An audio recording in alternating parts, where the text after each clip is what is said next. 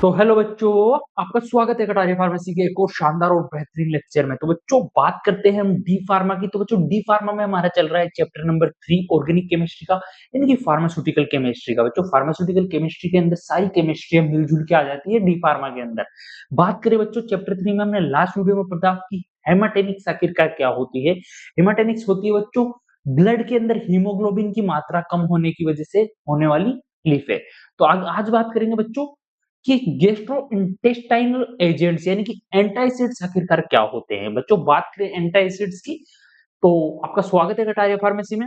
अगर अभी तक आपने चैनल को सब्सक्राइब नहीं किया तो फटाफट से जाके चैनल को सब्सक्राइब कर दीजिए, ताकि आगे आने वाले वीडियोस की नोटिफिकेशन आप मिस ना कर सको। और हमारे साथ डी फार्मा की जर्नी में जुड़ने के लिए चैनल को सब्सक्राइब कर लो। और अगर अभी तक आपने एफ विजिट नहीं किया तो एफ विजिट कर दो। बी फार्मा के भी वहां पे सेकंड सेमेस्टर स्टार्ट है बच्चों, जुड़ जाओ फटाफट से, और ताकि वीडियोस वगैरह आप कंटिन्यू ले पाओ, लेक्चर्स वगैरह कंप्लीटली ले पाओ, कॉलेज में आपको कोई भी प्रॉब्लम ना आए। आगे बात करते हैं बच्चों, हम बात कर रहे हैं एंटासिड्स आखिरकार क्या होते हैं। बात करें बच्चों एंटासिड्स की, क्या होते हैं। एंटासिड्स आर इनऑर्गेनिक और वीकली बेसिक सब्सटेंसेस, यानी कि इनऑर्गेनिक और बेसिक सब्सटेंसेस होते हैं, बहुत weakly, that neutralize excess hydrochloric acids present in the stomach, यानी कि स्टोमक के अंदर यानी कि हमारे पेट के अंदर मौजूद एक्सेस अमाउंट ऑफ एचसीएल को न्यूट्रलाइज करने के लिए उपयोग आने वाले यानी कि यूज आने वाली चीजों को हम बोलते हैं एंटासिड्स। यानी कि एंटासिड्स का सिर्फ एक ही काम है, ये एचसीएल की मात्रा को कम करते हैं, न्यूट्रलाइज कर देते हैं। बात करें बच्चों, एंटासिड्स हुए अकार्बनिक या हल्के क्षारीय पदार्थ है जो पेट में उपस्थित अतिरिक्त हाइड्रोक्लोरिक अम्ल यानी कि एचसीएल एसिड को निष्क्रिय यानी कि न्यूट्रलाइज करते हैं, यानी कि इफेक्टिव नहीं करते ज्यादा, और बिल्कुल न्यूट्रलाइज कर देते हैं ताकि वो कोई रिएक्शन या जलन वगैरह पेट में ना कर सके। एग्जाम्पल की बात करूं, एग्जाम्पल से समझाऊं आपको एंटासिड्स आखिरकार क्या होते हैं। इनकी बात करते हैं कि हमारा पेट की बात करते हैं। पेट हो गया बच्चों एसिड फैक्ट्री, हमारा पेट एसिड फैक्ट्री हो गया, यानी कि पेट एचसीएल जनरेट करता है। हमारा पेट एचसीएल जनरेट करता है, स्टोमक के अंदर एचसीएल रिलीज होता है। एसिड ज्यादा बन गया, उसकी वजह से होगी जलन और दर्द। यानी मान लीजिए कि हमारे स्टोमक के अंदर एसिड ज्यादा रिलीज हो जाए, ज्यादा बन गया, इसकी वजह से क्या होगा बच्चों, हमारे जलन होगी पेट में और पेट में दर्द भी हो सकता है। एंटासिड क्या करते हैं, एसिड का फायर एक्सटिंग्विशर, यानी कि बच्चों बात करें एंटासिड्स वो करते हैं जो एसिड को कम करने का काम करते हैं। जैसे फायर एक्सटिंग्विशर क्या होता है बच्चों, आग बुझाने के लिए। तो हमारे पेट में अगर आग का काम कौन कर रहा है, एचसीएल, वो आग बढ़ाएगा, और जो एंटासिड्स होते हैं उस आग को कम कर देंगे। आई होप बच्चों आपको समझ में आया होगा। आगे बात करते हैं conditions where antacids are used. तो बच्चों कुछ कुछ ऐसी कंडीशंस मैं आपको बता रहा हूँ जिनमें एंटासिड्स काफी उपयोग होते हैं। बात करें पहली है बच्चों हाइपर एसिडिटी, यानी कि हाइपर एसिडिटी। हाइपर एसिडिटी का मतलब हो गया बच्चों की एचसीएल बहुत ज्यादा बनना, एचसीएल की मात्रा हमारे शरीर के अंदर, हमारे पेट के अंदर बहुत ज्यादा लिमिट में एक्सेस होना, तो उसको बोलते हैं हम हाइपर एसिडिटी। जिसकी वजह से क्या हो सकता है बच्चों, खट्टी डकार आ सकती है, हमें पेट में जलन हो सकती है और पेट में दर्द भी हो सकता है। इस कंडीशन में एंटासिड्स का यूज होता है। दूसरी कंडीशन की बात करें, गैस्ट्रिटिस। तो बच्चों गैस्ट्रिटिस क्या होगा, गैस्ट्रिटिस का मतलब हो गया कि हमारा स्टोमक होता है बच्चों, हमारे स्टोमक की अंदर वाली जो लेयरिंग होती है, लाइनिंग होती है, उसमें स्वेलिंग आ जाती है, यानी कि इन्फ्लेमेशन आ जाती है उसके अंदर। वो मतलब तकलीफ एक तरीके से मान सकते हो कि दिक्कत हो जाती है वहां पे, और वो सूज जाती है एक तरीके से। हमारे स्टोमक की दीवार को सूजने को ही हम गैस्ट्रिटिस बोलते हैं बच्चों। इसकी वजह से क्या हो सकता है, इसकी वजह से हो सकता है कि हमारे जलन हो पेट में दर्द भी हो सकता है। इस कंडीशंस में भी हम एंटासिड्स का यूज करते हैं। अगली बात करें पेप्टिक अल्सर्स। पेप्टिक अल्सर्स का मतलब हो गया बच्चों की जैसे हमारे इंटेस्टाइन होती है, स्मॉल इंटेस्टाइन होती है, उसकी दीवार, उसकी लाइनिंग में तकलीफ है ना, वहां स्वेलिंग हो सकती है या अल्सर्स हो सकते हैं, जिसकी वजह से हम कभी-कभी खाली पेट दर्द होता है, या फिर जैसे आप कभी-कभी ब्लीडिंग भी फील कर सकते हो कि हाँ इन इन इन इनर ब्लीडिंग भी हो सकती है आपको उसकी वजह से, और काफी तकलीफ आ सकती है, ये लंबे समय के लिए भी आपको दुखदायक हो सकता है। और बात करें हार्टबर्न, हार्टबर्न का मतलब हो गया बच्चों, जैसे मान लीजिए कि जैसे ये स्टोमक हो और उससे आइसोफेगस के अंदर यानी कि वापस से खाना आ जाना है, एक तरीके से कह सकते हैं एसिड का ऊपर फ्लो होना, वापस से रिटर्न आना एसिड का, नीचे जाने के बजाय ऊपर आना, जिसे हम खट्टी डकार भी बोलते हैं, वो होना, उसको बोलते हैं बच्चों हार्टबर्न। इन कंडीशंस में भी एंटासिड्स का यूज होता है। और बात करें एसिड इंडाइजेशन, यानी कि एसिड की वजह से खाना ना पचना, तभी भी हम एंटासिड्स का यूज करते हैं ताकि वो खाना अच्छे से पच जाए। आई होप बच्चों आपको समझ में आया होगा। आगे बात करते हैं एंटासिड्स के यानी कि कंडीशंस के बारे में। मैंने पढ़ लिया कि किन-किन कंडीशंस में एंटासिड्स का यूज होता है। अब बात करेंगे बच्चों कि एंटासिड्स कितने टाइप के होते हैं यानी कि टाइप्स ऑफ एंटासिड्स। बात करें बच्चों, पहली टाइप होती है सिस्टमिक एंटासिड्स। सिस्टमिक एंटासिड का मतलब क्या होता है बच्चों? एब्जॉर्ब्ड इनटू ब्लड, यानी कि सिस्टमिक एंटासिड्स वो एंटासिड्स होते हैं जो कि ब्लड के अंदर घुल जाते हैं यानी कि मिक्स हो जाते हैं, एब्सॉर्ब हो जाते हैं। दूसरी बात करें, ये बॉडी के पीएच को अफेक्ट करते हैं। इसका मतलब ये है कि बच्चों ये स्टोमक का पीएच ही कम नहीं करते, यानी कि कम या ज्यादा नहीं करते। ये सिस्टमिक एंटासिड्स वो एंटासिड्स होते हैं जो कंप्लीट बॉडी का ही पीएच चेंज कर देते हैं। यानी बच्चों ये ब्लड के अंदर एब्जॉर्ब होते हैं, स्टोमक के अंदर जाके घुल जाते हैं, फिर ब्लड स्ट्रीम के थ्रू एब्जॉर्ब हो जाते हैं, फिर वहां पे जाके बच्चों कंप्लीट बॉडी का पीएच चेंज कर देते हैं। इनमें बच्चों रिस्क क्या होती है? रिस्क ये होती है कि सिस्टमिक एल्कालोसिस हो सकता है। इसका मतलब ये हो गया कि बच्चों पीएच नॉर्मली 7.45 के अप्रोक्स रहता है या 7.3.5 के अप्रोक्स रहता है। जैसे ही आप सिस्टमिक एंटासिड्स का यूज करोगे ज्यादा तो हमारी बॉडी ज्यादा एल्कालोसिस हो सकती है, यानी कि बेसिक एल्कलाइन ज्यादा हो सकती है, यानी कि पीएच इंक्रीज हो सकता है। आई होप बच्चों आपको समझ में आया होगा कि सिस्टमिक एंटासिड्स क्या करते हैं। इनके ओवर यूज से बच्चों हमारी बॉडी का एल्कलाइन हो सकता है पीएच, यानी कि पीएच इंक्रीज हो सकता है। अगर पीएच बच्चों जीरो जीरो से लेके 14 तक रहता है, अगर मिड जैसे मान लीजिए कि 7 से नीचे तो होता है हमारा एसिडिक, 7 से ऊपर होता है हमारा बेसिक। तो बात करिए बच्चों, हमारी बॉडी का नॉर्मल पीएच होता है 7 पॉइंट समथिंग समथिंग, 7.45 या 7.35। तो बच्चों अगर इससे ज्यादा इंक्रीज हो जाएगा तो हमारा एल्कलाइन हो जाएगा पीएच कंप्लीट बॉडी का, और उस कंडीशन में बच्चों हमें हो सकता है सिस्टमिक एल्कलोसिस। आई होप बच्चों आपको समझ में आया होगा। तो बच्चों एग्जांपल की बात करें सोडियम बाइकार्बोनेट, तो बच्चों यहाँ पे सोडियम बाइकार्बोनेट एग्जांपल है सिस्टमिक एंटासिड्स का।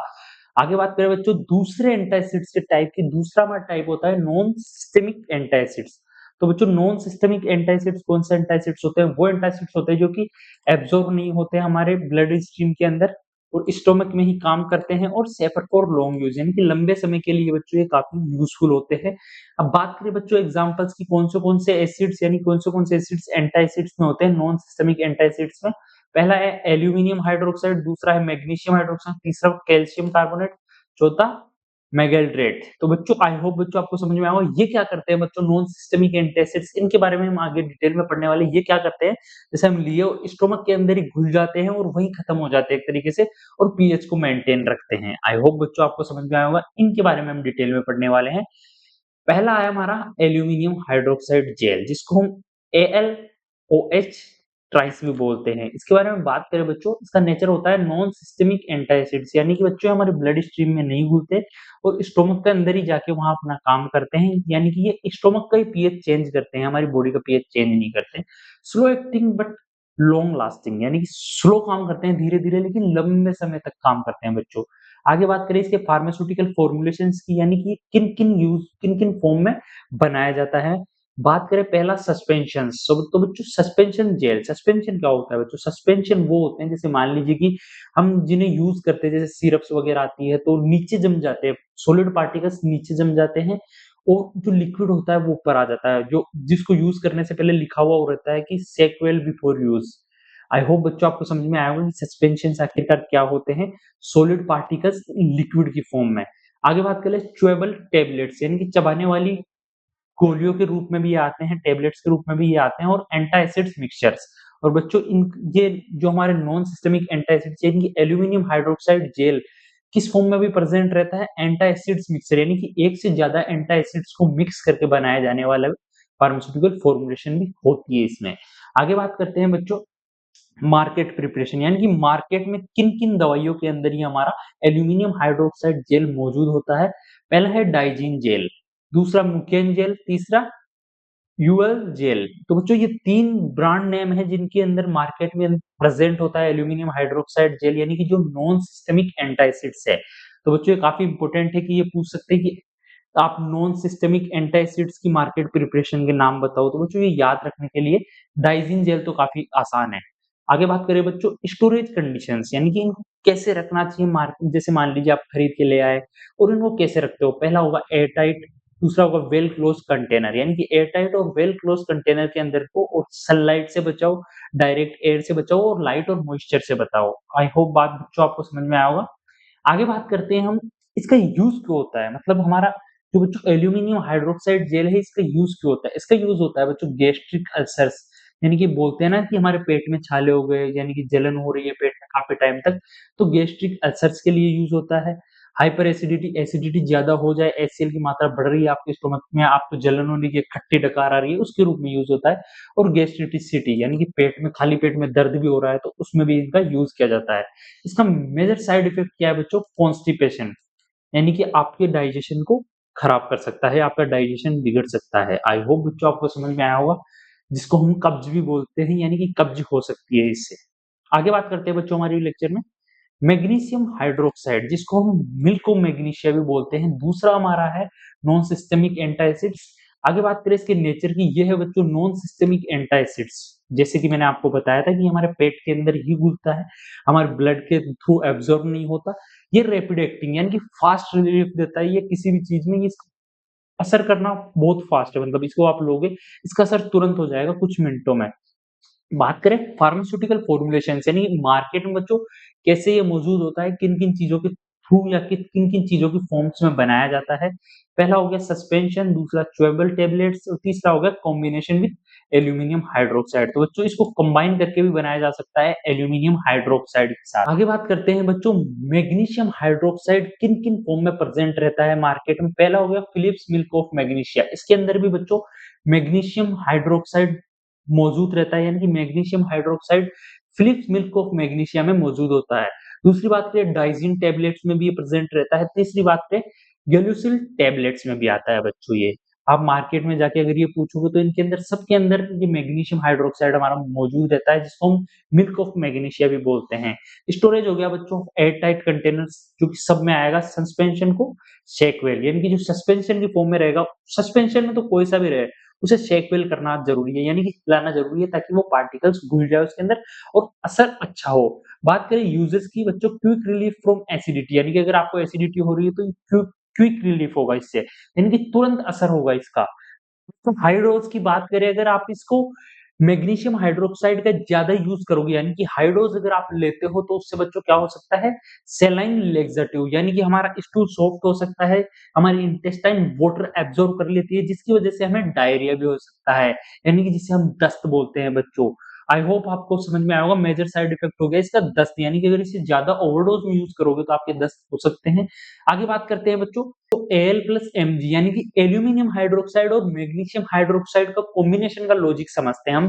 जैसे कि एल्यूमीनियम हाइड्रोक्साइड में तो बच्चों कॉन्स्टिपेशन हो रहा था, यानी कि कब्ज हो रही थी, और मैग्नीशियम में क्या होगा कि डायरिया होगा, जिसका मतलब दस्त हो गया। ये दोनों एक दूसरे के अपोजिट है बच्चों। आई होप बच्चों आपको समझ में आया होगा। आगे बात करते हैं हम जो हमारा अगला कंपोनेंट है, यानी कि अगला जो एसिड है बच्चों वो है मेगाल्ड्रेट, जो कि नॉन सिस्टमिक एंटासिड्स की हम बात कर रहे हैं। इसका नेचर होता है बच्चों एल्यूमीनियम और मैग्नीशियम से बना हुआ, यानी कि एल्यूमीनियम एल्यूमीनियम और मैग्नीशियम का कॉम्प्लेक्स बना हुआ होता है, उसको हम बोलते हैं मेगाल्ड्रेट। तो बच्चों ये फार्मास्यूटिकल फॉर्मुलेशन इसकी क्या होती है? ये नॉन सिस्टमिक एंटासिड्स है, यानी कि हमारी बॉडी के अंदर एब्जॉर्ब नहीं होता और हमारे स्टोमक के अंदर एब्जॉर्ब होके वही पीएच को मेंटेन करता है। ये प्रेजेंट होता है बच्चों सस्पेंशन की फॉर्म में। दूसरा हो गया हमारी च्यूएबल टैबलेट्स, यानी कि चबाने योग्य दवाई के रूप में भी ये प्रेजेंट होता है, टैबलेट्स के प्रेजेंट में होता है, यानी कि टैबलेट्स की फॉर्म में प्रेजेंट होता है, जैसे कि गोली होती है वैसे प्रेजेंट होता है। बात करें मार्केट प्रिपरेशन की इसकी, गेलुसिल सिरप के फॉर्म में प्रेजेंट होता है। दूसरी बात करें डार्वोल सिरप और यूएलजेल ए सिरप, यानी कि ये बच्चों कुछ ब्रांड्स के नाम है जिनमें हमारा मेगाल्ट्रेट प्रेजेंट होता है, यानी कि एल्यूमीनियम और मैग्नीशियम दोनों का कॉम्बिनेशन प्रेजेंट होता है। इसका स्टोरेज कंडीशंस होती है air tight containers, protect from moisture and light, यानी कि ये बच्चों सब में कॉमन रहेगा। जैसे अगर आपको एग्जाम में लिखना है कि स्टोरेज कैसे करें, एयर टाइट कंटेनर्स और प्रिवेंट फ्रॉम सनलाइट और एयर और मॉइस्चर। आई होप बच्चों आपको समझ में आया होगा। इसका यूज कब होता है? हाइपर एसिडिटी, यानी कि एसिडिटी बढ़ रही है आपके शरीर में, एसिडिटी बहुत ज्यादा एसिडिटी फील हो रही है, खट्टी डगारें आ रही है आपको, या पेट में जलन हो रही है। गैस्ट्रिसिटी, यानी कि आपके पेट में सूजन है, जिस आपको पता चल जाएगा धीरे धीरे दर्द होना, धीमा धीमा अगर आपके पेट में दर्द हो रहा है तो वो होगा बच्चों गैस्ट्रिटिसिटीज की वजह से, गैस्ट्रिटाइस की वजह से। और हार्ट बर्न, यानी कि खट्टी डकार आ रही है, जिससे हम छोटी वोमिटिंग भी बोलते हैं, जो यहाँ तक आती है, बिल्कुल गले तक आती है, उसमें भी इसका यूज़ हो सकता है। और गैस्ट्रिक अल्सर यानी कि अगर आपके पेट में, खाली पेट में जलन हो रही है, दर्द हो रहा है, उसमें भी बच्चों इसका यूज़ होता है। आगे बात करें व्हाई मोस्ट प्रिफर्ड, तो बच्चों ये बहुत ज़्यादा कॉमन और बहुत ज़्यादा प्रेफ़र क्यों किया जाता है? क्योंकि इसकी वज़ह से बच्चों ना ही तो कॉन्स्टिपेशन होगा, ना ही तो कब्ज़ होगा और ना ही डायरिया होगा, यानी कि ना ही तो दस्त होगा। आई होप बच्चों आपको समझ में आया होगा।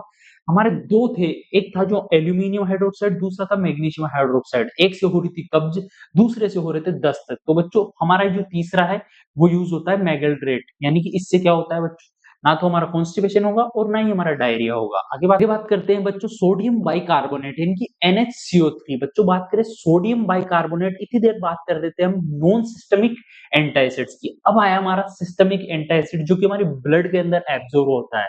इसका नेचर होता है बच्चों सिस्टमिक एंटासिड्स, और ये कि एब्जॉर्ब्ड इन ब्लड, यानी कि ब्लड के अंदर एब्जॉर्ब होता है, हमारे स्टोमक के अंदर जाता है, घुल जाता है और ब्लड स्ट्रीम के थ्रू हमारे पूरी बॉडी के अंदर, ब्लड के अंदर एब्जॉर्ब हो जाता है। तो बच्चों फार्मास्यूटिकल फॉर्मुलेशंस यानी कि किन-किन फॉर्म में प्रेजेंट होता है, पहला हो गया हमारा टेबलेट्स की फॉर्म में, पाउडर और एफिशिएंट ग्रैन्युल्स यानी कि पाउडर की फॉर्म में, बिल्कुल छोटे-छोटे ग्रैन्युल्स की फॉर्म में भी प्रेजेंट होता है। आगे बात करें बच्चों मार्केट प्रिपरेशंस, यानी कि मार्केट में किन-किन चीज़ों में ये मौजूद होता है। पहला आता है इनो फ्रूट साल्ट, यानी कि इनो के अंदर होता है बच्चों ये। दूसरा आता है सोडा मिंट टैबलेट्स, तो बच्चों सोडा मिंट टैबलेट्स भी आती है, उनमें भी ये प्रेजेंट होता है हमारा। आगे बात करते हैं बच्चों सोडियम बाइकार्बोनेट की। इसका स्टोरेज होता है, यानी कि स्टोर कैसे करके रखें, air tight containers, protect from moisture and heat. ये तो बच्चों सब में लगभग कॉमन आएगा। इसका यूजेज होता है वेरी फास्ट रिलीफ, जैसे कि इनो को आप कब लेते हो, जब फटाफट से आपको एसिडिटी कम करनी हो। शॉर्ट ड्यूरेशन एक्शन, यानी कि फटाफट से ये कर देता है और ज्यादा लंबे समय तक नहीं रहता। अगर एसिडिटी किसी और रीजन की वजह से, तो इससे ज्यादा देर तक ठीक नहीं रहेगी। इसकी प्रॉब्लम्स क्या होती है बच्चों, यानी कि क्या-क्या दिक्कत आ सकती है। CO2 रिलीज करता है, जो कि बेल्चिंग और ब्लोटिंग कर सकती है, आपको फूला-फूला कर सकती है, आपको पेट को फुला दे, गैस वगैरह गैस्ट्रिक बनाना, आपको फील होगा कि हाँ, आज खाना नहीं खाना, पेट भरा-भरा लगेगा आपको, वो चीज़ कर सकती है। इस यूज़ की वजह से क्या हो सकता है, यानी कि इसके ज़्यादा यूज़ की वजह से क्या हो सकता है, सोडियम बाइकार्बोनेट की मेटाबॉलिक एल्कलोसिस, यानी कि हमारे बॉडी का पीएच बढ़ सकता है और एल्कलाइन हो सकता है। आई होप बच्चों आपको समझ में आया होगा। आगे बात करते हैं हम कैल्शियम कार्बोनेट की। अब बात करें बच्चों कैल्शियम कार्बोनेट को डिनोट करते हैं CaCO3 की से, और इसका नेचर की बात करें पोटेंट नॉन सिस्टमैटिक एंटासिड्स होता है ये, और लॉन्ग एक्टिंग होता है, यानी कि लंबे समय तक काम करता है बच्चों ये, यानी कि ऐसा नहीं कि फास्ट रिलीफ हो जाएगा, ये लॉन्ग ड्यूरेशन तक काम करता है। फार्मास्यूटिकल फॉर्मुलेशंस की बात करें, पहली है च्यूएबल टैबलेट्स, यानी कि खाने योग्य टैबलेट्स की फॉर्म में आता है, चबाने योग्य, और दूसरी सस्पेंशंस के फॉर्म में भी ये मौजूद होता है। मार्केट प्रिपरेशन, यानी कि मार्केट में किन-किन ब्रांड्स की फॉर्म में ये प्रेजेंट है। बात करें टम्स, प्रोलेक और गेलुसिल एमपीएस, ये बच्चों कुछ नाम है जो कि याद रखने हैं। स्टोरेज हो गया airtight containers, protect from moisture. I hope बच्चों आपको समझ में आया होगा। यूजेस की बात करें, इसका यूज कब होता है, स्ट्रॉन्ग एंटासिड्स, यानी कि बहुत ज्यादा जलन हो रही है तो इसका यूज होगा, यानी कि ठीक ही नहीं हो रही, इनो वगैरह सब कुछ ट्राई करके देख लिया, नॉर्मल सॉल्ट वगैरह ट्राई कर लिए, ठीक नहीं हो रहा, तब इसका यूज होता है। इससे होने वाली रिस्क के बारे में बात करें, यानी कि इसके एक्सेस यूज की वजह से हमारे शरीर में क्या-क्या नुकसान हो सकते हैं। पहला हो गया हाइपरकैल्सीमिया, यानी कि बच्चों हमारे ब्लड के अंदर कैल्शियम की मात्रा बहुत ज्यादा बढ़ सकती है। दूसरी बात करें मिल्क एल्काई सिंड्रोम, यानी कि बच्चों ये भी बच्चों कैल्शियम की मात्रा के बढ़ने की वजह से ही हो सकता है। तीसरी बात करें किडनी स्टोन्स, यानी बच्चों किडनी स्टोन्स कैसे बनते हैं, हमारे ब्लड के अंदर कैल्शियम स्टोर होता है, यानी कि कैल्शियम एब्जॉर्ब होता है और हमारी यूरिन की तरफ फिल्टर होता है, और बच्चों कैल्शियम सोल्ट धीरे-धीरे डिपॉजिट होता रहता है और हमारे किडनी स्टोन के फॉर्म में बन जाता है। आई होप बच्चों आपको समझ में आया होगा। अगर आज की वीडियो में आपको कुछ भी समझ में नहीं आया कि एंटासिड्स क्या होते हैं, कितने प्रकार के होते हैं और कौन से टाइप्स होते हैं, तो हमारी वीडियो में कमेंट करके आप कुछ भी पूछ सकते हो बच्चों। आपसे मिलते हैं अगली वीडियो में, तब तक के लिए bye bye. Thanks for watching Kataria pharmacy. Stay happy, stay healthy. अगर आपने अभी तक हमारे चैनल या ऐप पे विजिट नहीं किया है, तो बच्चों फटाफट से जाके हमारे ऐप पे विजिट करो। वहां पे आपको काफी अफोर्डेबल प्राइस में नोट्स वगैरह PDF की फॉर्म में सब कुछ मिल जाएगा। तो आपसे मिलते हैं अगली वीडियो में।